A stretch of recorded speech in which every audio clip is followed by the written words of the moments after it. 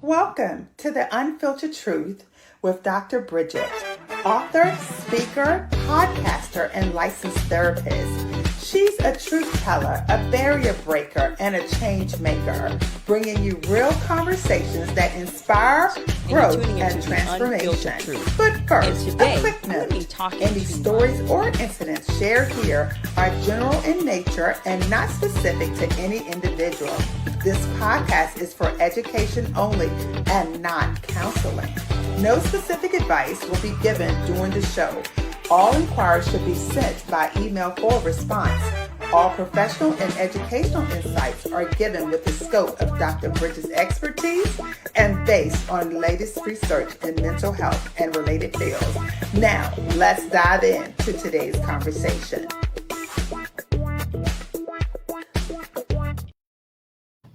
Welcome. Hi, I am Dr. Bridgette Williams. Welcome to the Unfiltered Truth. And today, this is what we do. We talk about live stuff. We talk about real life situations. Today, I have a very special guest that I really would like to introduce. But before I do this, I would like to address some issues because I did launch my podcast last week. And so I want to make some statements and want to clarify some things for everyone. Number one, I am an independent. I am not a Democrat, nor a Republican, or a libertarian. So I welcome everyone to come on my podcast. I am so sorry that some responses that I received, they were pretty negative. Some were, I hate to say this, they were trying to bully me and tell me how I'm supposed to do my podcast. So here is my unfiltered truth. If you don't like what I have to say, if you don't like the guests that I bring on, please feel free to shut this off at this moment. However, I welcome everyone. I don't care where you come from. I don't care what your party line is. I just want to get the unfiltered truth. So as far as I'm concerned, I am so sorry that you were very upset. I felt that my very first guest, I thought Mr. Nick Ignacio, I felt like that he conducted himself in a very professional manner. And whatever he does outside of my podcast, I have nothing to do with that. And as far as I'm concerned, I'm going to interview anyone. And as far as another thing I'm concerned is this, let the public speak for themselves when they vote. Trust me, my little old podcast is not going to change anybody's views or thoughts. So as far as I'm concerned, please be respectful. Please don't send me any nasty email because I don't do well with those. And the more you tell me not to do it, guess what? I'm going to do it. So on that note, I want to talk a little bit about my guest today. I really feel honored to sit next to him. I did meet him, I'm going to say a couple of months ago.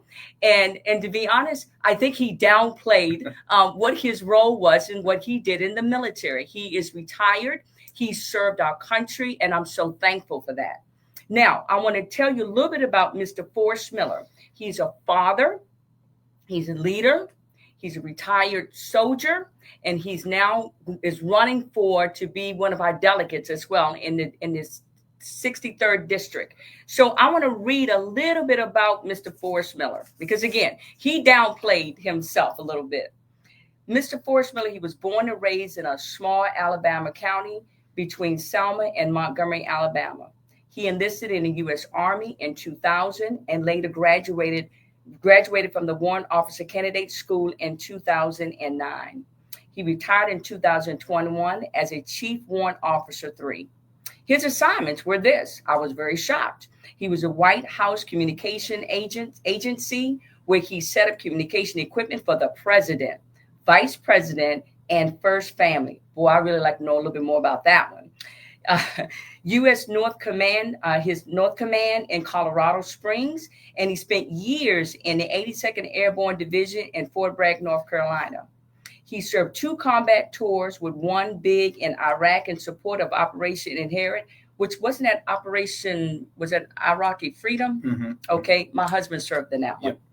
And he also won in Afghanistan in support of Operation Enduring Freedom, where he was awarded a Bronze Star Medal. Never told me that. I'm really impressed here.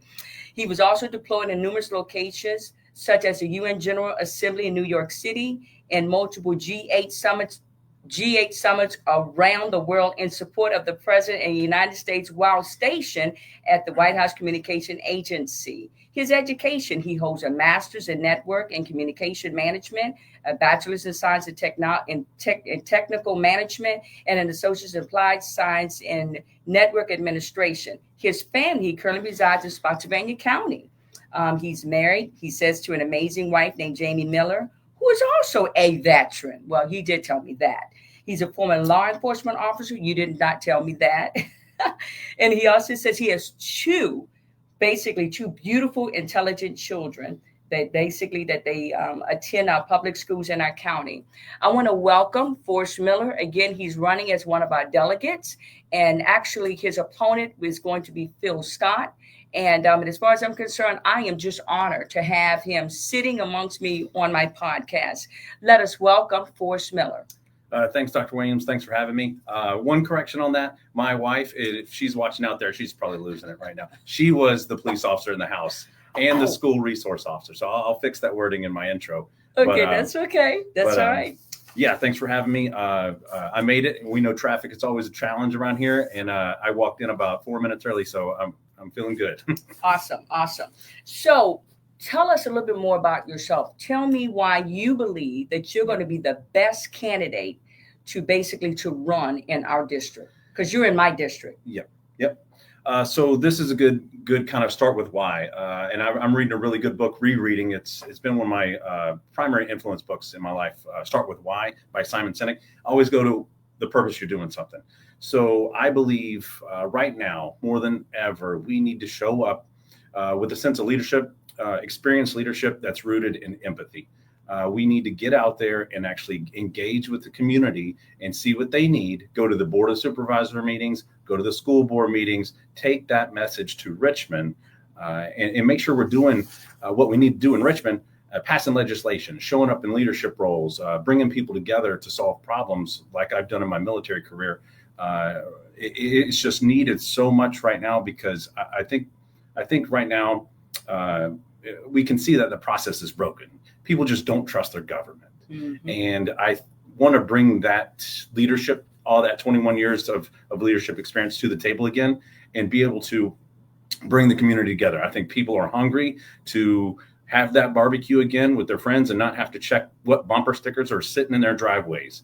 And that's the kind of stuff that I want to do is be that person now more than ever as a former Republican, now a Democrat, to bridge that gap. And I think and now if we don't do it, I feel like something I tell my kids, either everybody experiences one of two pains. Either you have the pain of discipline or the pain of regret. Mm-hmm. I don't want to regret not running years from now, knowing I could have stepped up and done something when it was needed most. Awesome. I do have a question for you, though. I understand that you were a Republican. Is that correct? That's correct. Okay.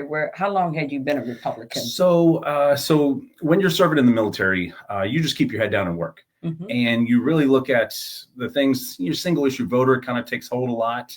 The way I saw it, I wouldn't say I was totally 100% politically aware back then, but growing up in Alabama, entering the military, I brought some of that conservative viewpoints and stuff with me along the way. But then, as going through a military career, who's giving you that biggest bonus? That is a big decision point for veterans and active duty military across the board. Mm-hmm. So you're looking at that, and who's harping on national security, that kind of stuff. So that leads a lot of veterans to side with the Republican Party. That has been the message for a long time now, which that's very hard to see right now. We see some Republicans out there saying no wars, mm-hmm. and then now we have a lot of military assets off the coast of Venezuela. So to that point, mm-hmm. I think now we have to show up and just lead with compassion, lead with empathy. I've heard a lot of people on the side of the Republican Party say empathy is a weakness. Mm-hmm. I wholeheartily disagree with that. Right. This is one of my big pieces, part of the journey. We might be here all night talking about this topic. That's okay. But, I believe empathy is required to govern. If I can't see a problem through somebody else's eyes and put myself in their shoes, I'm no good in Richmond.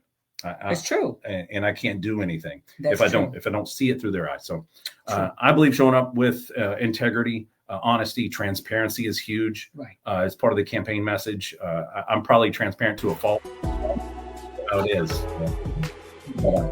Yeah, thank you. But here we go. You really, though, did not answer my question. Okay. What made you go from Republican to Democrat? So at the core of it, I sum it all up by, I believe we the people means all the people. Mm-hmm. And I don't feel that the Republican Party stands for that right now. And I believe the only place where I can actually get out there and help people Mm-hmm. is standing as a Democrat and getting out there and leading with empathy. Mm-hmm. They're not making decisions. They haven't for a while based on what people need. They're only making decisions, if you follow the money, based on what the donors need. Mm-hmm. They're only making decisions really, honestly, on warped belief systems. Mm-hmm. And I tell people in the campaign trail right now, I couldn't go where they went. Mm-hmm. I didn't change. The party changed. The whole spectrum has shifted. And if I stood my ground when the spectrum shifted, I looked up and I found myself as a moderate Democrat. Okay, so let me answer this question. So it sounds like to me that what you just said, and I remember that you told me that you felt like the party had left you. Is that what you meant by that statement? Yeah, absolutely. Okay, so you're telling me that things changed with the party, and so therefore it did not align with your belief system. That is correct. That is correct. Okay. Now here we go. Here's an unfiltered truth. Now, some people may say that Democrats are so far to the left that nobody wants to be bothered with them, and that they're into killing babies, they're into doing this, they're into doing that, and that they cannot stand with that party. Tell me, how can you align yourself with a party that is that kind of goes against our belief system? Before you answer that question, we are getting ready to go into a commercial, and we'll be right back. Sometimes you got to step back from the world and get lost in a book. Discover Dr. B's latest books, The Shepherd's Pie and OK Honey, available now on Amazon and other retail locations. Grab your copy today. Okay, so Hi, my name's Forrest Miller, and I'm runner for House of Delegates here in District 63. I refuse to live in a time where we go backwards.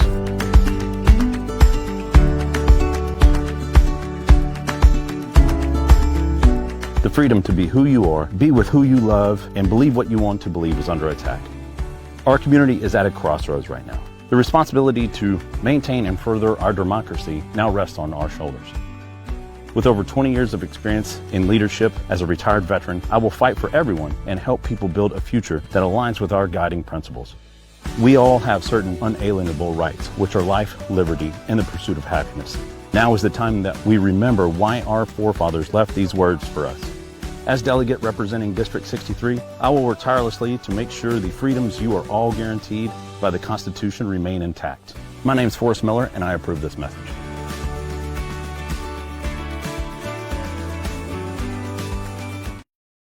Okay, now answer the question. Yes. So I believe we can see across the board, especially paying attention to what media outlets you choose to get your news from. There are extremes on both sides right now. Mm-hmm. And actually, that is one of my main goals, to run and stand in a place of a moderate position. So to be that voice of reason, bridge that gap. Okay. So when I get into that conversation, I'm not sure if it's going to come up later, but if we're talking about the Reproductive Freedom Amendment that is on the books to be passed again by the General Assembly, Okay. I support that, because I believe we need to focus on what is the role of government in this conversation. Okay. Because the role, in my eyes, is a fundamental underneath that is the principle I make decisions on is freedom versus control. And with that in mind, I'm not for government-controlled pregnancies. So that's the way I see it. Okay. And if a woman, say my daughter or my wife, has to make a hard decision that if they're with child pregnant and they make it's a high-risk pregnancy, and a doctor walks in and says the heart beats low, Right. You're going to have to start thinking about some hard decisions. Okay. What is the role of government when it comes to that conversation? Okay. I picture it as sitting at a table. So that woman is sitting at the table making that decision. Who's sitting next to her? I think probably a faith leader, pastor, friends, family, parents. Right. Who sits in that next chair? Is it the government? I don't think the government is in that conversation, because I've been in that conversation helping women troops, peers in the military, when they came to me and asked me, what should I do?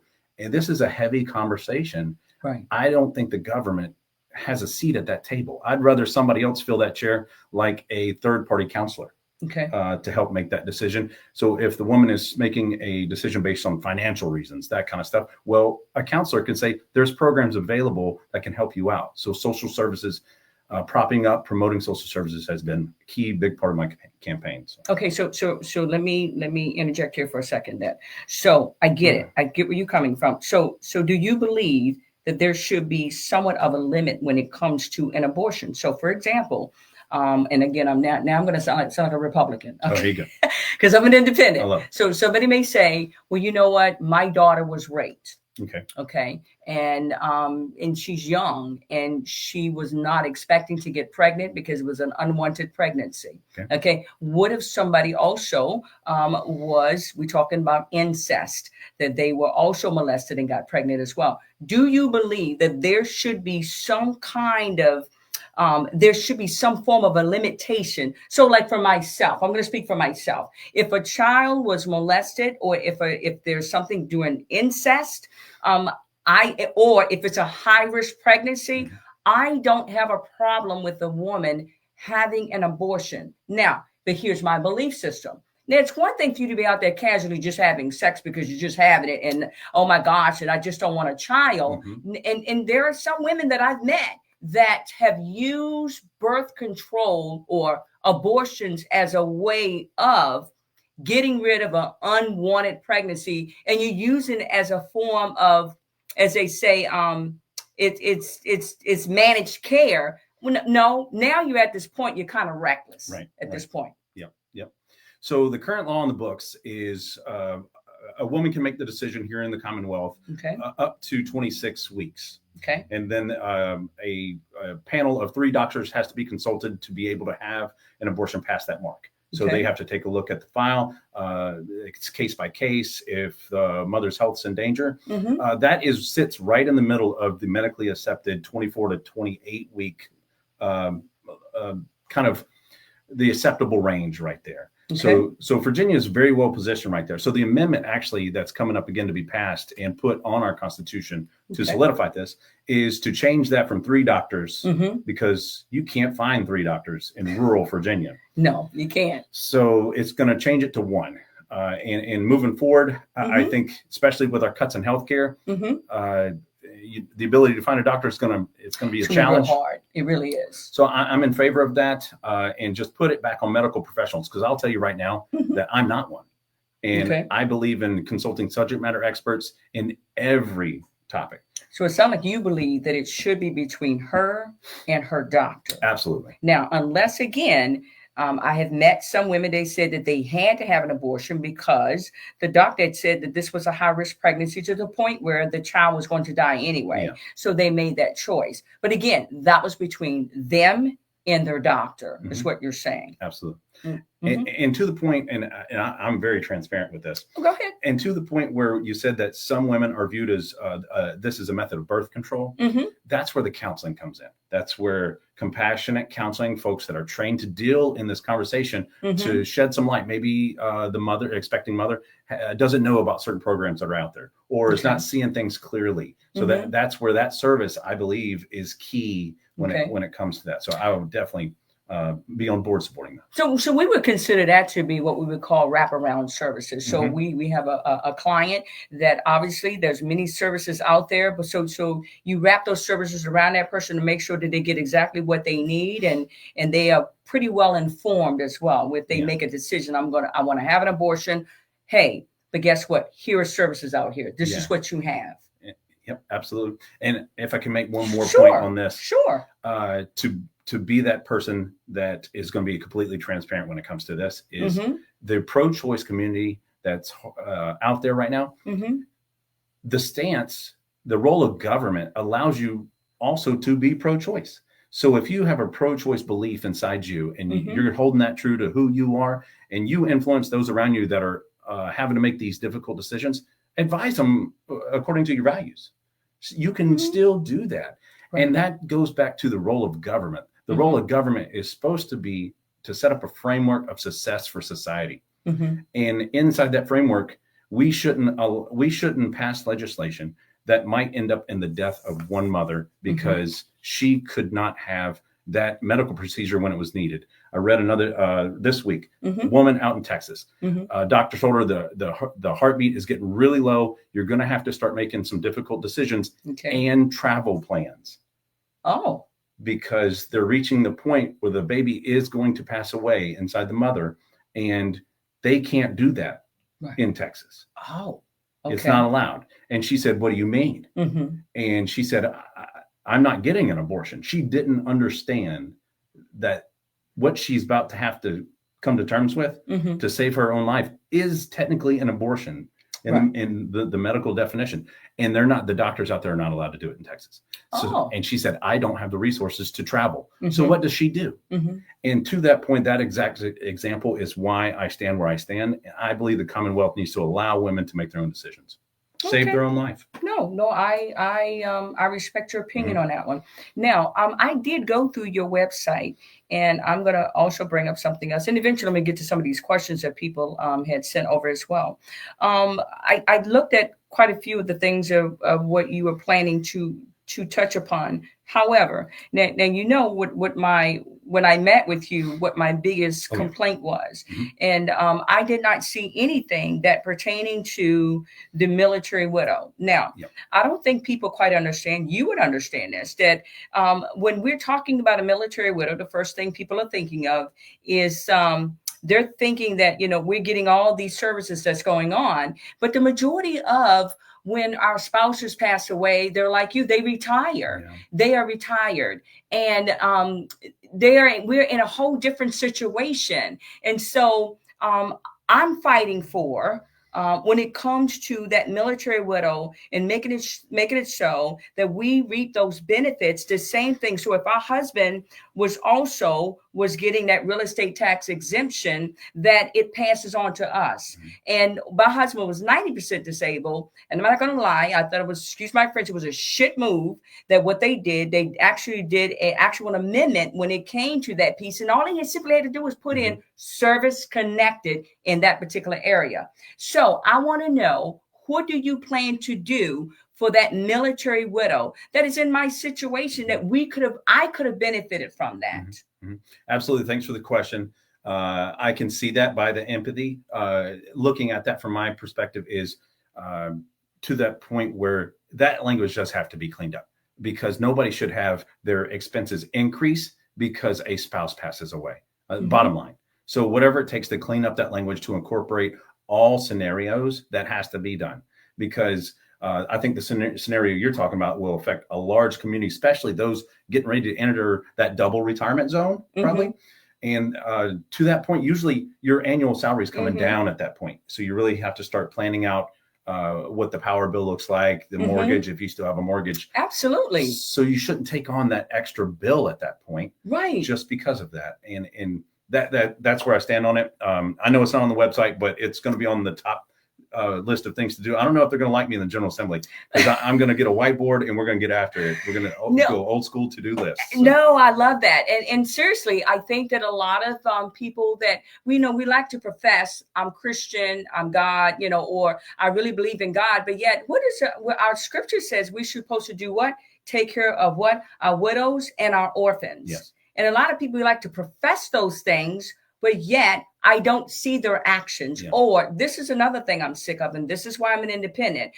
Somebody will pass a bill or write up a bill, and then I'm like, well, why did you think about me when you did it? Oh, no. And everybody knows my situation. But then this is what they'll do. Well, we're not the one that's in control, but yet when you look, they signed it. They signed it, and they'll blame it. Well, blame it on the Democrats. No, blame it on the Republicans. But you signed it. Yeah. Stand by your stuff. And I don't have that in my character.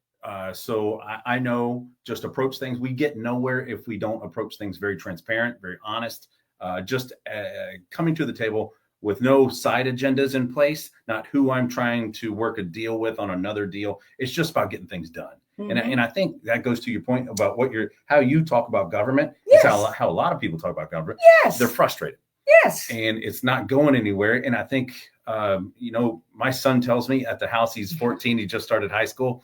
He told me this about a year ago. He said, Dad, the problem that we have right now, the scenario with government, it's your generation's fault. And I said, I thought about it. I'm like, that's deep. I can't argue. No. Let me tell you whose fault it is.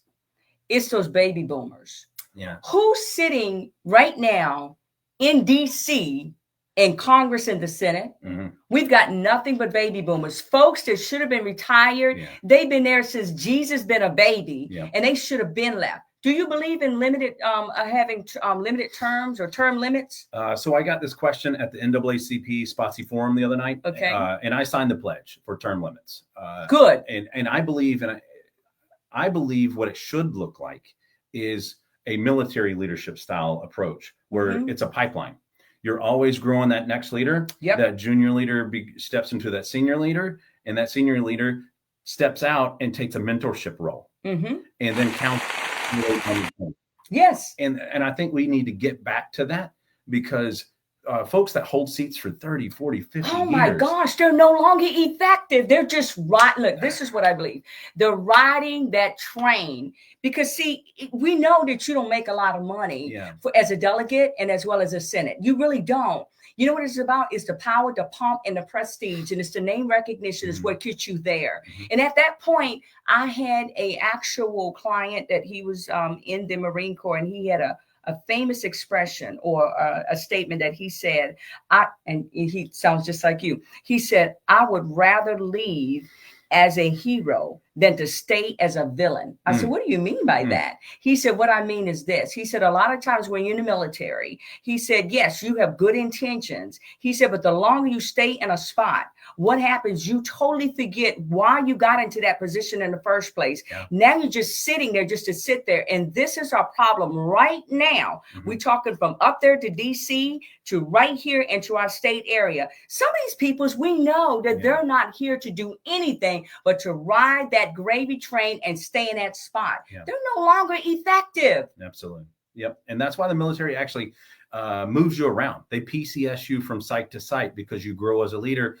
when you have to handle new environments, new challenges.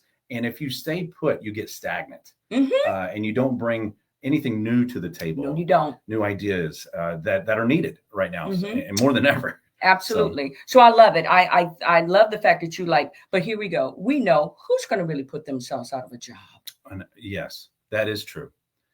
That is true. That's why I think the rules should say this should be codified in our Constitution, just like how our governorship, one-term governor in Virginia, they get 4 years. Yes. They have to move on. I love that. And it's led to a lot of breakthroughs as far as different ideas, different approaches that come in. And actually, a lot of our former governors are senators now. And that is the pipeline that needs to occur. So being able to push that all the way down all levels is what needs to happen. Right. Okay. You remember I asked you, I had a friend of mine who texted me a question, and I'm going to read that question again. Laura Morse, I hope you hear this. I'm going to read your question that you sent to Forrest that you wanted an answer, and Forrest is willing to answer that question. Okay. I'll probably answer any question. Okay. That's okay. A person sent me this following question. I guess this is supposed to be the Democratic creed. She said, ask Forrest Miller if he is a man of Almighty God. If he says yes, then please ask him why he switched the Democratic Party that removed God from its creed. Democrats have officially abandoned God. So would you like to answer that question? Yes. So running as to be your next delegate anywhere if I was running in any seat in our government, and I support and defend the Constitution wholeheartedly, I've done that all my life. I believe what you've asked me is a personal question. And that's how I build this framework mentally is some of the values I have are absolutely rooting in the teachings of Jesus Christ. So I do consider myself a Christian because when you get down to the things that he taught, those are the fundamental things that we've progressed as a society by taking care of each other, taking care of our neighbor, taking care of the marginalized, taking care of the incarcerated. Those teachings, we need to remember the roots of Christianity in a time like this. That's what it was about. So yes, I consider myself a Christian based on those comments, but that's a personal question. So the other half of the conversation is I do believe in the separation of church and state wholeheartedly. Okay. This nation was founded on principles that everybody here could believe whatever they wanted to believe. That's why folks came from Europe and settled over here. And I believe we've made it 250 years because of those ideas. Mm-hmm. And we need to hold strong with those principles that we were founded on. So I will walk into the General Assembly. Mm-hmm. Some of those values that I just spoke about will help me in my decision-making process.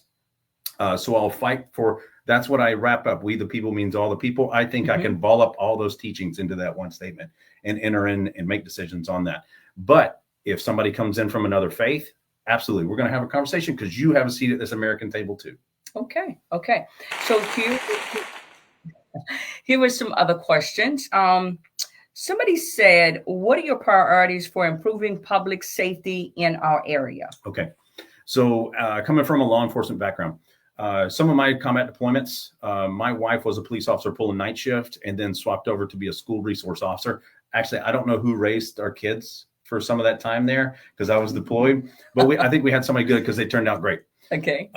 So I am endorsed by the Police Benevolent Association because you got endorsed by them? Yes. Awesome. I had good conversations with the team, and I completely understand from a experience level about the challenges they face. Mm-hmm. So we've come up with a list of things that we need to address and get after some of that with legislation. Mm-hmm. But here's something else about me. Mm-hmm. Yes, I'm trying to be delegate and go down and pass bills, co-sponsor bills to get things done, change laws that'll support people. But I think that's just part of the job. You're signing up to lead again. Mm-hmm. And I believe we need to bring that sense of leadership to the table where folks want to work with you through interpersonal skills. Right. That's how I did it in my military career. That's how I am in my, I'm a network engineer now, like I was in the military, in a pre-sales fashion. So I show up, build networks for folks. They want to work with me. I want to work with them because I believe that is a skill, just like a degree, is being able to talk to people, being somebody that somebody else wants to be around is a key part of it. So to that point, we have a lot of ideas to address public safety. The other piece of that, using that leadership, I want to go help the Explorer program. I think that's the name of it. It might be something different. So juniors and seniors in high school, get them engaged in public service, civic engagement to the point of need to sign up to be sheriffs, police officers. Yes. Get them not looking at the paycheck, get them understanding the why of they do it. It's serving your community. It's caring for your community. Absolutely. And then hopefully we can start filling some of these vacancies in Orange and Spotsy. There's a lot of vacancies in the sheriff's departments right now. So I believe that's one way to go about that. They're actually offering bonuses in the Spotsy sheriff's department, and they still can't get people to join. Oh, that's pretty sad. So it's pretty sad. And that's that sense of leadership. If we can't do it with money, then something else is wrong. Let's get out there and get in front of the classrooms and get them in the academies. Okay. Here was another question. Somebody said, how will you ensure transparency and accountability in your office? Oh, yes. Yeah. So let me respond a little bit to what they meant by that. It's amazing. It is amazing how when somebody, we will run around when we're running for office, we'll kiss babies, shake hands, do this, do that. Once they get that vote, here's my thought process. Once you get that vote, who are you? Yeah. Oh, I call the office. Who? Yeah. Would speak to my assistant. And I never get a hold of you. Oh, all of a sudden you become high and mighty and now I can't deal with you at all. Yes. So I'm going to leverage my military background when it comes to this. So I've always approached like a leadership position with that command philosophy guidance. So you walk in and you set the ground rules for your team. You're building a legislative team when you go to Richmond and say, hey, here's me, here's who I am. This is what I expect. And this is the culture I want to foster in here. Very transparent. No idea is a dumb idea. Everybody's talking, that kind of stuff. So being that person that everybody wants to work around. And the other side of it, I was asked this in another interview. Okay. How do you stay connected to your district while you're in Richmond? And I've come to learn my answer to that is the campaign trail. It's not just about getting votes and getting elected. Of course, yeah, we want to win, but it's about meeting people like yourself and forming that relationship. I think you could probably call me anytime now. Well, yeah. Oh, yeah. I can definitely call you now. Yeah. So to everybody out there, absolutely. It's about, I've been in so many living rooms. I've been in a lot of people's backyards doing barbecues, just 2 or 3 voters out there. And that's about building that relationship. I've knocked so many doors.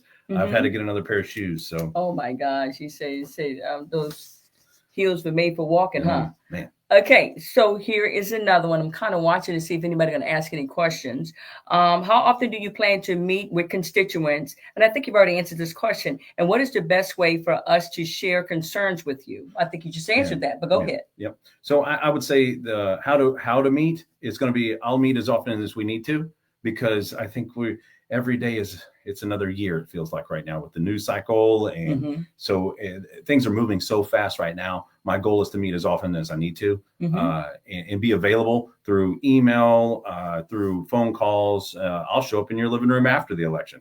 So, and we'll have a conversation there too. So. Okay. What do you view as your greatest accomplishment? Wow. I would say when somebody calls you from your military career, it's hard to talk about. Okay.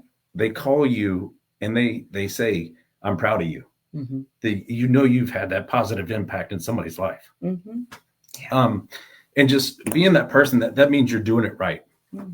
So being able to do it right, I think that is thanks.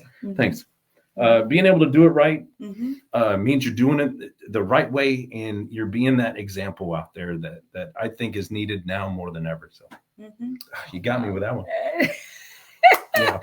That's why I'm here, the truth teller. Okay, what do you feel is the biggest problem your constituents are facing? Okay, so the top 2 right now in the Commonwealth are cost of living. Oh my gosh. Whew, Jesus, it's rough. I mean, the price of like just ground beef at the grocery store right now. It's crazy. Almost 20. When I looked, it was like $17. And I'm like, nah, it's okay. I'm good.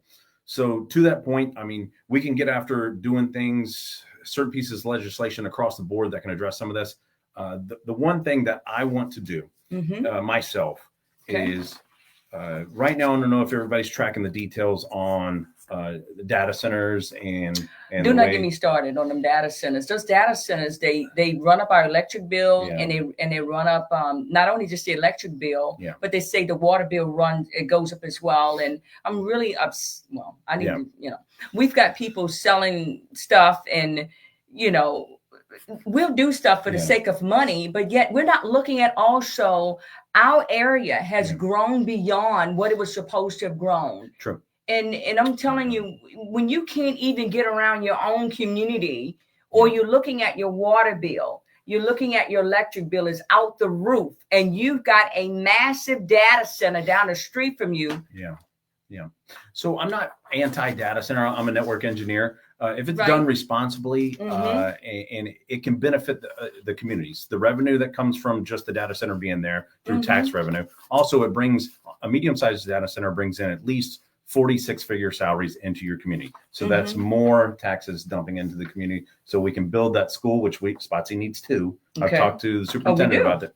We need 2. So the data centers is going to be my big push down there to kick out documents. House Bill 1601, I think it was, didn't make it through. The governor vetoed it. It was going to make sure site selection is done properly, that kind of stuff. Through decibel levels, noise studies, that kind of stuff. I would take that, not only pass it, but build more of a task force. So we're kicking out documents that board of supervisors, city councils can use to make these decisions. They're not actually asking the right questions when it comes to this, when it comes to entering those agreements with data centers. So circling back to the cost of living, to pay for the power infrastructure on these data centers, the Dominion is looking at a rate increase of per kilowatt, $8.51 starting in January per kilowatt. We're going to see that it's made it through the SCC approval. It needs, I think, one more, and it'll lock in. But they have to come to the General Assembly for these rate increases.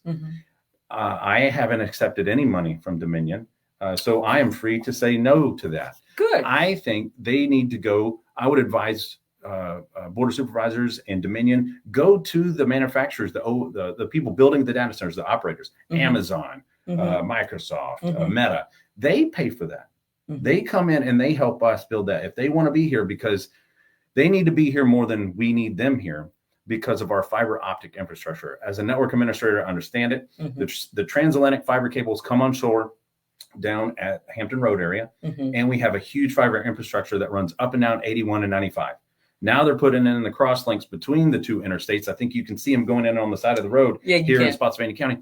That's to prepare for more throughput for these data centers. They love it here because they can get anywhere in the world. They can touch anywhere. Very low latency on the network. So using that as leverage at the table means we have more bargaining power than I think we realize. Okay. To kind of go back to that question, here was another question. Somebody said District 63 sits on a region primed for tech expansion, especially data centers.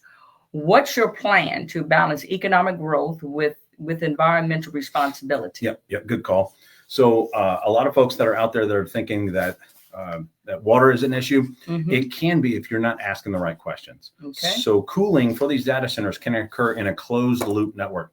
What I mean by that is the pipes, you feed in that one-time water supply, and it constantly just circulates in the data center, goes outside, gets cooled, comes in, takes the heat out. It's just a heat transfer operation. So it's not really drinking or taking all of our drinking water every day. So that's a gray water reuse system. So I would make that the recommended or almost mandatory way to do business. And they can apply for deviations and exceptions on that. But so water, I think we can handle. Power is key.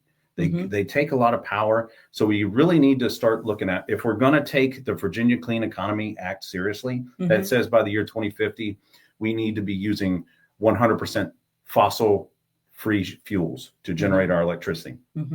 So if we're going to take that seriously, we got to get creative fast. We need distributed generation. We need to make solar panels a lot more. The Walmart parking lots, put solar panels on it. So I've been to a lot of these projects throughout the Commonwealth. Actually, I just came from one where they're doing solar panels over crops, and it's called agrivoltaics.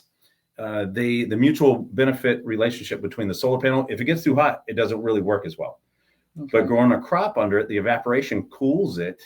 And I've seen that. And then the crops don't need as much water because they don't get so much direct sunlight. So it's a really good project, which we need to start fostering and push Commonwealth-wide to help generate some of this electricity. Right now, Dominion is applied to build 6 new gas power plants in the Commonwealth, fossil fuels. That takes us away from the azimuth, the track we're supposed to be on to have renewables by 2050. So I'm against that. I'd love to sit down with Dominion and have this conversation to say, let's work something out, because they want control. They want to control those gas power plants. They don't want those solar panels over Walmart parking lots or on the top of our distribution centers for Amazon, because somebody else would run it. And they would have to, that's another organization they would have to work with. So we've got to move forward by coming up ways to get after this. And that's why we're kind of stuck. And that goes to same leadership in Richmond, just oh my gosh, let's not go there with that one. Oh Lord. So I got a lot of good ideas. But yeah, we have to get after things now because we don't have creative leadership having these conversations right now. And that's led to Dominion just saying, sure, all these data centers, well, to generate the power, we got to build all these gas power plants. And that's not the right answer. Okay. I want to talk about our housing and affordability. Okay. It says you've spoken about tackling housing costs and revisiting legislation like HB 1313 for affordable development. What practical steps will ensure those homes are truly accessible to working families, not just affordable on paper? Okay. So we have a affordability crisis. So we can all acknowledge that right now with housing. My gosh, it's horrible. It's getting worse because folks can't even get rent right now. They're actually, landlords are asking you to provide at least 2 to 3 times more in that first month's rent to even get in. Yes. And so we have a rent crisis too right now. So the way to address this is leverage the private market, yes, and allow rezoning with that bill 1313, allow localities to rezone quicker. So removing that red tape for higher density dwelling units. So the statistic is, rewind. Okay. Where I'm coming from on this, my principle of the starting with why is I believe government is supposed to create that framework for success for all of us to be happy, achieve happiness and that thing. I believe that framework looks like a ladder and the government's creating the rungs and everybody has a chance to climb up. To that point, we need to increase housing inventory because there's a statistic out there that says areas surrounding Fredericksburg will increase by 1 million people by the year 2050. So we've got growth coming. We need the infrastructure now to get in, to put it in. So I want to keep the battlefield on the west side. Yes. And stop the sprawl of single family homes out that way. So do the farmers. They don't want it coming that way. So how do we plan for that growth? Right. We have to back towards I-95. We've got to allow for higher density dwelling units now. Apartment buildings, they're more energy efficient. We haven't built them in the past because of zoning hangups, that kind of stuff. But I think that's the key. We got to start planning for that growth immediately. Oh, I think it's gotten just horrible in our area. I wasn't born here, but I was raised here, and I have never seen our community so to the point where you can't even move or breathe. You can't even drive around. It's just been horrible. I do want to ask you this question. What are the top 2 priorities that you plan on tackling the moment that you get elected? That's what I want to know. Okay. I know one better be, but I'm that's on the top of the list with that whiteboard. We're going to write it at the top. I'd say it's build a team. Build the team, and then reach out and make as many connections as possible because you can't do it alone. So you got to reach out. If you're going to get anything done, you got to have that. I'll reach across the aisle. I'll reach inside the party and make sure I'm building the relationships I need to have to be able to get stuff done. Okay. Because I'll be the first one to admit I don't know everything. Right. But you're pretty knowledgeable. I try. You're pretty knowledgeable. I try. But subject matter experts, go out, find out who's done that. I don't want to recreate the wheel. Who's done it? Whose bill failed last time? Let's see if we can make it better. So you won't know if you don't leave the office. So I want to bounce around and start meeting folks and making sure that I'm set up. So top 2 priorities. I can't pass a bill if nobody's going to work with me on it. So. Right. Well, your goal of it is to make sure you get down there and that you work with everyone. You probably need to go down there, to be honest with you. And because I ain't gonna lie, I mean, I've been dealing with politics and helping to write some bills and things of that nature. But one thing what I have noticed that the moment that people hear the word Democrat, my gosh, they have a meltdown. They get their panties broke down in a wad and the boxes are broken and everything else. And it's horrible. And, look, I told you I'm an independent. I'm not a Democrat. I'm not a Republican. I'm not even a libertarian. I'm what I am. But it's a shame that you can't speak one party with the other party having a meltdown. And you speak the other party, oh my gosh, and I'm not working with you. Are we 5? Right. Are we 60? Exactly. How old are we? This is not an issue where, I thought about this too. When I go visit my husband's grave, the grave don't know a Democrat or Republican or Libertarian or an independent. Matter of fact, my husband is buried next to a colonel. Okay. And death has no party line. And we really need to get out of that. Yeah. Absolutely. I don't want to work with you because you're a Democrat or you're a Republican. It's horrible. Yeah, we got to get back to a sense of civility. That has been my stance from the get-go, and it's amped up inside myself with recent events across the board to the point where this isn't about left and right anymore or blue and red. My campaign color is green for a reason. It's to bridge that gap because there is a divide that nothing can get done right now. You can see it with the shutdown. The government shutdown. Oh my gosh, it's horrible. So being that person that can show up, reach across the aisle, because it's not about the colors, it's about up and down. And we're going the wrong direction right now. Speaking to the shutdown, I've had conversations with small business owners here recently. They haven't placed their beverage or food order and they're a food service business Mm-hmm. for next weeks. Nobody's buying. People are really tightening up their wallets right Because now. people don't have any money. They don't know if that next check's coming. Right. Something else actually for the Mm-hmm. the Spotsy Dims monthly meeting is going to be Monday night.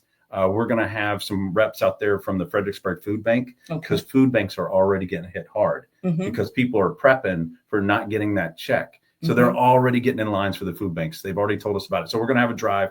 They do drives at the Spotsy Dims for food, but we're going to amp it up and make sure we show up in with cans and whatever they need. So we're getting a list. I'll put it out on social media to let everybody know what they need. Awesome. Let me see. Here's some other questions. Look, they wanted some personal questions about you and your wife.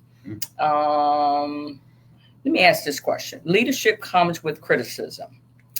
How do you handle opposition or public scrutiny, especially when it comes from people you once stood beside politically or military? Wow. So I tell you what, this has occupied a lot of my time for the past year and a half, 2 years, is folks I've served with for 20 plus years. And they're making decisions right now and saying things I never thought I'd hear them say that are just, it's un-American to me. And you know that word un-American, we're the only country that has a word like that. There is no un-German, un-Japan, Really? un-Japanese. We're the only country because I believe we subscribe to ideas. America is an idea, it's an experiment. And that's why we have a word for it. So when we see something that doesn't agree with it, we have a word to call it out. So what I've done, and this has been a process, I've had to really dig deep and learn this is how to deal with that when folks want to get big mad. You bring them back, you help them out. You say, well, what do you need? That one question resets them. Oh, nobody's asked me that. And it resets them to, well, actually, I need to, I don't like so much property tax. Okay, we can talk about that. Okay. And then that resets them out of the culture war conversation they're in, or just they're mad from something on social media, getting into a fight. It resets all of that. So being that person that can hit the reset button on folks, because I think we all need to hit the reset button sometimes, and I'm facilitate that. Okay. I'm going to switch gears here, and I want to kind of go in. I did read also on your website, and I'm probably going to blow up the social media at this point. Do you believe that we should have some kind of control when it comes to gun control? Okay. Now, I do believe in bearing arms. However, I believe this, just like I, mentioned to Mr. Nick Ignacio when I interviewed him last week, that the gun control dealing with children is out of control at this point. Yeah. And the moment that you try to put a small restriction on people that are real big gun holders, oh my gosh, they're going to meltdown. You're now trying to take a gun from me. Yeah. And my goal is to, I'm a Democrat, but I'm a support and defender of the Constitution. That's all I've ever known. So the Second Amendment, absolutely. We need the Second Amendment. That's how we were founded. Let's keep it. We can keep it, and we can keep it responsibly, because I would like to bring the focus back to the words to keep and bear arms. I'd like to focus on the word keep. Okay.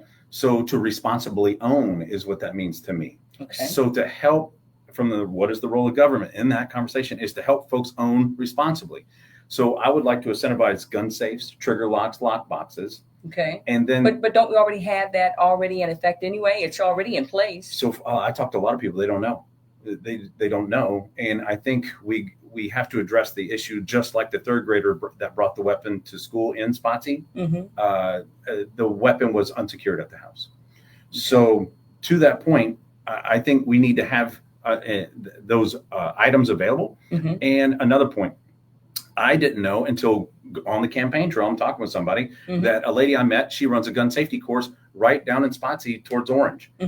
And when I talk to other people, they say they have to drive to Richmond because there's nothing here. Well, why is that? Maybe in Richmond, I'd like to see a Commonwealth-wide database of gun safety courses. That's where you go. You don't go on Google, go on to a state website and say, where can I get training to how to handle my weapon close to me?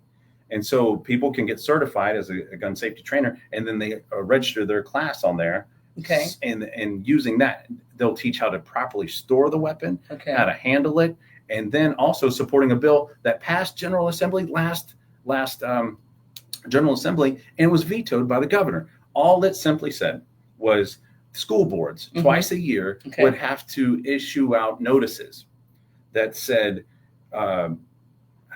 just it's for awareness. Hi, parents of children in the Spotsylvania County school system. We're just sending out as a biannual notification to make sure you're storing your weapons properly. I don't see a problem with that. Well, I didn't see anything wrong with that either. I don't understand it. I mean, simple things like that are just easy wins in legislatively. Right. And they would make such a big difference here in the communities. So I'm for gun control, but I think we can do it properly. Right. And coming from a law enforcement military background, seeing some of the things and how people don't store their weapons correctly, it's something else I told the school board members too. Sure. When they get ripped apart on this conversation, folks don't understand the problem. This problem is not solved in the school board. It's on all of us. Okay. My last question: when you look ahead 5 years, what kind of Virginia do you hope your children inherit because of your leadership? One better. If they can see something that I've done and they benefit from, and Virginia as a whole benefits from, that's the goal. That is the ultimate goal. It could be anything. I have a lot of ideas about how to get after things. Here in Spotsy, we need 2 schools. I've been talking with Dr. Mitchell about that. And we can't expand schools. We need to build 2 for that growth that's coming. So he's got the things in mind. I want to work with him and be able to help him build those schools by certain pieces of legislation so he can help him pay for them. And I think if there is a new school that I could have helped, that kind of thing, that would be amazing. Okay. What would you like for them to know about you that we did not discuss today?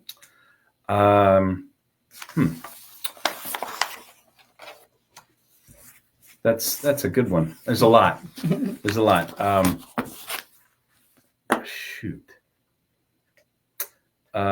a family man.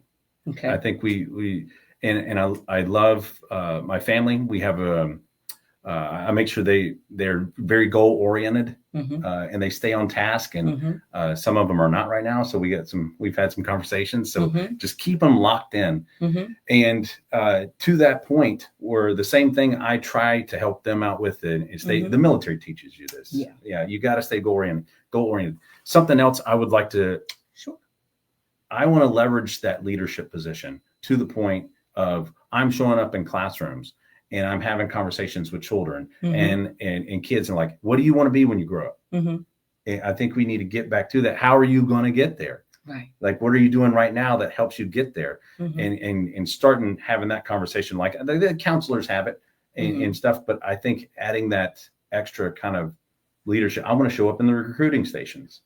Cool. And talk to the new recruits coming in because I would have liked that if somebody was talking to me because I was scared out of my pants. I didn't know what I was doing. Absolutely. So to show up and say, hey, I've been in your shoes before, taking on more of that community mentorship role is something inside that I think I can bring to the table. Wow. Well, I don't know about you guys. I felt this was a treat to sit down with Forrest Miller, and I really am impressed with him even more at this point.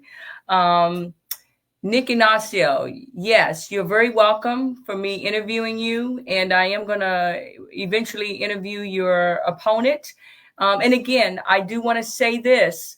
I want to say again, if you want me to interview you, please reach out to me. Again, I'm not a Democrat nor Republican. I'm an independent. I'm just really wanting to get the facts, the truth, and I really want to help other people make really good decisions. But I just love talking to people in general. This is just what I do for a living. And as far as I'm concerned, this was a treat tonight. And again, thank you so very much for coming in. Thank you for serving our country as well. And I know when you served, your wife served, and your family served as well. And my husband, he did that 23 years in the Navy and as an officer. And when he served, I served. So I am going to hold your feet to the fire with that promise, making it so that us military widows, that we will get what is rightfully ours.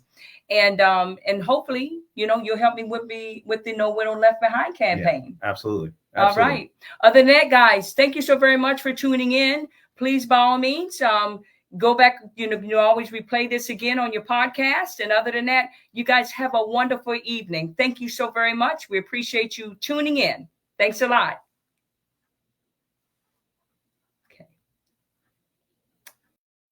Want Dr. B on your podcast, at your event, or for you to be featured on The Unfiltered Truth? Connect at thewilliamsempowermentcenter.com. Order her latest books, The Shepherd's Pie and OK Honey, on Amazon or wherever books are sold. Follow at Bridgette Y. Williams on IG and Dr. Bridgette Y. Williams Empowers on Facebook. See you next time.